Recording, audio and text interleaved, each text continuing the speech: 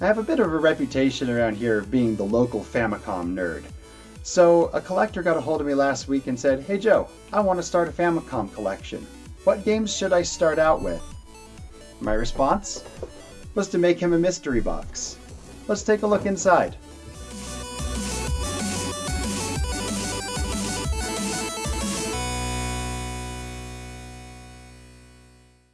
So criteria behind this box was 18 games fitting within 4 genres: racing, puzzle, arcade, and casual.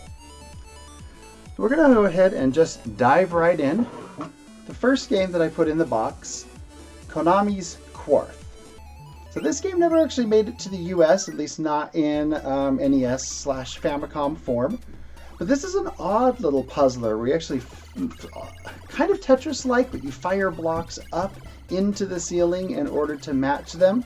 A very interesting kind of backwards take on what we expect from puzzle games. And when it's from Konami on the NES, you know it's going to be good. So here's another one that falls into that arcadey category, from one of the more interesting publishers on the Famicom, Pony Canyon's Onyanko Town. So Pony Canyon, they've done a lot of really great stuff. Yeah, they've done a lot of not so great stuff, but their games are always interesting, and this one's no exception.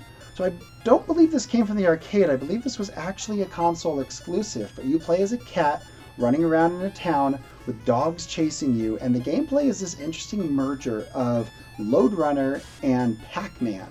So you have to open up sewer manholes, wait for the dogs to fall in, and then close the manhole real quick on top of them in order to stop them. And it becomes more and more hectic the more dogs get into the world. It's a very interesting little puzzle game and a whole lot of fun.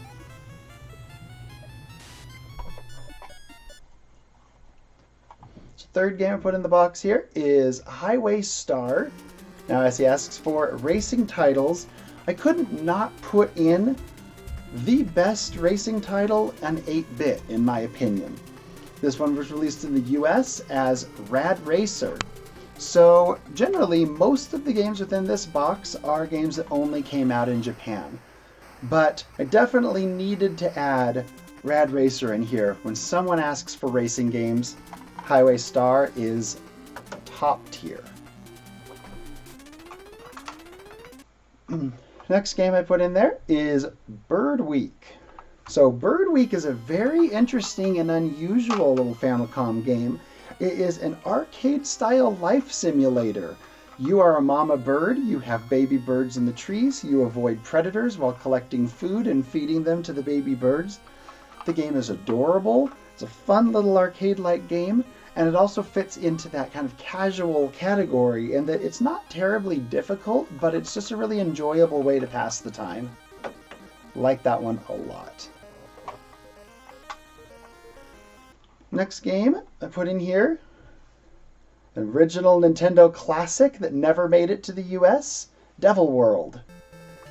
So this is a strange one in that it is a Nintendo-developed, Shigeru Miyamoto-designed arcade action game, sort of a Pac-Man, but you don't have control of the scrolling of the screen.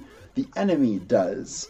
But it never made it to the US for fairly obvious reasons, given some pretty strong religious overtones in it. You've got Bibles that are used actually as a power-up. You have got the devil as your enemy. Definitely would not have worked in early 80s US, but it is definitely an interesting piece of Nintendo history, and in my opinion, a must-have if you're getting a Famicom collection. So next one is another early Nintendo game. In fact, only the second third-party developed game ever published on the original Nintendo, or the Famicom. This is Nuts and Milk from Hudson Soft. So this is the game that established Hudson Soft as a developer for Nintendo. And it's a pretty solid little side-scrolling single-screen puzzle platformer. So you can think of Burger Time as an example of another game that feels a little bit like this. Nuts and Milk is a really unique little platformer, a lot of fun, really smart level designs. But one of the most interesting things about Nuts and Milk is, like a few other early 80s Nintendo games, this one has a built-in level editor.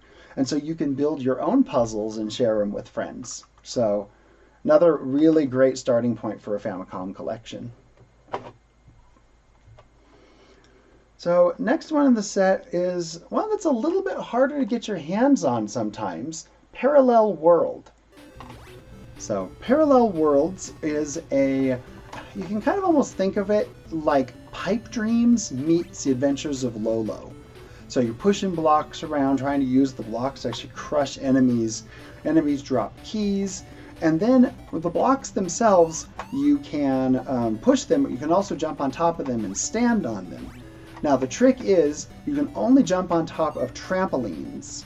And then trampolines you can walk off from any side, but you can only walk onto blocks that there are paths drawn in that walking direction. So you're pushing blocks around the world, trying to create a path to the exit from a trampoline to the exit, and then crush the enemies, get the key, and then create a path to get out. Now it kind of takes a little bit to wrap your head around the puzzle aspect of the game, but once you do, the puzzles just get more and more taxing and more interesting as you go. Now this comes from the publisher Very, and Very is quickly becoming one of my favorite publishers on the Famicom. They've put out such an interesting range of really fun, unique games. So yeah, Parallel Worlds, great one to take a look at. So next one in here is Penguin Coon Wars. So this was a classic arcade game in Japan that was brought to the Famicom, but I don't believe ever brought to the US. Now Penguin Coon Wars is a multiplayer versus kind of a take on dodgeball. And so you're on different sides of a table throwing balls at each other, and there's power-ups, and it's just this fun little addictive multiplayer game. And that's really where the strength lies, and why I put this one in the box, is that the multiplayer versus mode is great for pulling out at parties, when you have friends over. It's a whole lot of fun.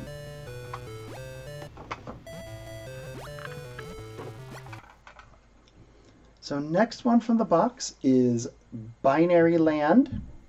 So Binary Land this one really crosses that line between puzzle game and arcade game. So you control two penguins, a blue penguin and a pink penguin, who move opposite of each other. So one of them is moving, you push to the right, he moves to the right. You push up, he moves up. The other one, when you push to the right, moves left, and so on. And it is a maze game in which you're attempting to make it through the maze with both penguins intact, despite the fact that their controls oppose each other. Super unique, super interesting, and another early Hudson Soft title, which I was a big fan of Hudson Soft, and a lot of their early stuff was really amazing. So next one here, again, falls into the arcade category with Sanson, which is a Capcom arcade game from the mid-80s. And as you know, mid-80s Capcom arcade was pretty stellar stuff. So Sanson is kind of a run to the right. I don't want to call it a platformer or a shooter, although it has elements of both. But it's very much run to the right, avoid or defeat enemies while going down one of, I believe it's 5 different tracks that you can switch between. It's easier to play than to try to explain, but pretty decent port of it for the Famicom and a really fun game. All right, moving on to, let's start blurring the lines between arcade action and the racing part of the ask, is Antarctic Adventure. Now, this is more Konami. Konami games from this era were always fantastic. Antarctic Adventure is a racing slash, I want to call it driving, but you're not driving, you are running as a penguin. But controls-wise and everything, it really feels like an old pole position or something driving game, but with a jump button, which makes it kind of interesting and almost like taking driving mechanics and building an early Crash Bandicoot out of them. Antarctic Adventure is a cool one. A lot of fun. Let's see, continuing down the driving category, we go to another one of those must-have ones that did come in the US, but Excitebike. So Excitebike was an excellent game when it came out here. It was an excellent game on the Famicom original. You've got a built-in level editor again, like Nuts and Milk. You've got 2D side-scrolling racing with fun jumps, and it's just a simple, easy to pick up and play, and very clever racer. But if you're looking for Excitebike that's a little bit more advanced, you check out Konami's Motocross Champion. Now, I wanted to include this in there as well because the contrast between Excitebike and Motocross Champion is really interesting. Excitebike goes for simplicity, arcade-style fun. Motocross Champion is quite a bit harder to control, but when you do get the hang of the controls, you are zipping at high speed through some fairly complex tracks that have all the same kinds of jumps and traps and stuff that Excitebike does, but in full 360-degree movement. So you're not just moving in a linear path, but you're racing around a track. Motocross Champion is a really interesting game to take a look at, especially in contrast to Nintendo's Excitebike. Next we have Don Doko Don, which is, so if you are familiar with Bubble Bobble, it's pretty clear just by playing this that the original arcade version of this must have been a reworking of the Bubble Bobble technology in order to create a new arcade-type puzzler. Still single-screen puzzles. This time you've got a big hammer and smacking things instead of trapping things in bubbles. But there are now bosses. There's a lot more differentiation between the levels. Don Doko Don is sort of like the next stage of Bubble Bobble. And while I would still argue that Bubble Bobble, to me, I enjoy it more, Don Doko Don is a significantly more polished experience and definitely recommended for fans of that type of game. Next one to go on the list I referenced earlier, but arcade classic Burger Time. Again, came out in the US, but this one was in specific by request from the person who asked me for this box. And so it actually inspired a few other games that I picked up in here. I'm like, if you like Burger Time, you'll like, and picked up a few of these others. But Burger Time is such an unusual idea for a game, right? 2D side-scrolling arcade action where you build hamburgers while avoiding murderous salt and pepper. Someone was on something really strong when they came up with this idea, but it made for a really fantastic little game, and I love the creativity that we saw in these early arcade classics. So next game that I've got in here is a puzzle game, Roto Roto, or just reads like lot to us Americans. Now, it's funny because it took me a while to figure out why would they call a game lot? But it's actually Roto Roto, which is rotation, rotation. And it is a game about setting up a rotation. So this is a super interesting puzzle game. I don't even know really how to describe this other than I've never seen anything else like it. So you have a cursor on the screen that you move around, and then you have balls that get introduced into the world, and you do something with your cursor and it sets it up as memory. And so it remembers that thing that you did, and then you go off and do something else, and a few seconds later it does that thing that you did again. And so you are basically setting up a timeline a few seconds in advance of what you want to have happen, and then cooperating with yourself to move these balls through this maze. Like I said, in words, it's so freaking hard to explain. In practice, it takes a little bit of getting used to, but man, it is an addictive little puzzler once you get the hang of playing it, and I absolutely love to pull this one out every now and then.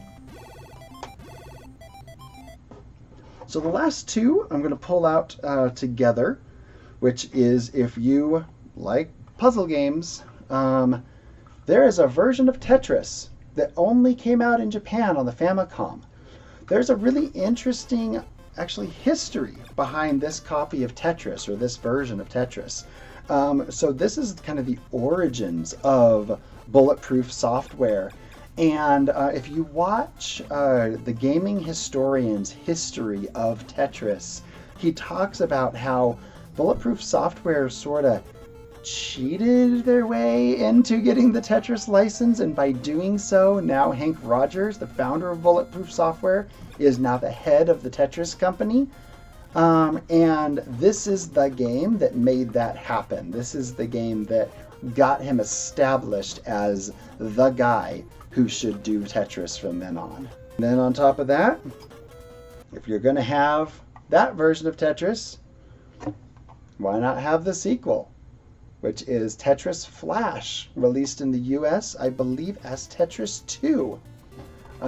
So that gives you sort of the range of what Famicom Tetris ended up being. All right, so last couple of things I threw in here just because I'm Syncoplay and is what I do. We've got enough stands to display all 18 games. And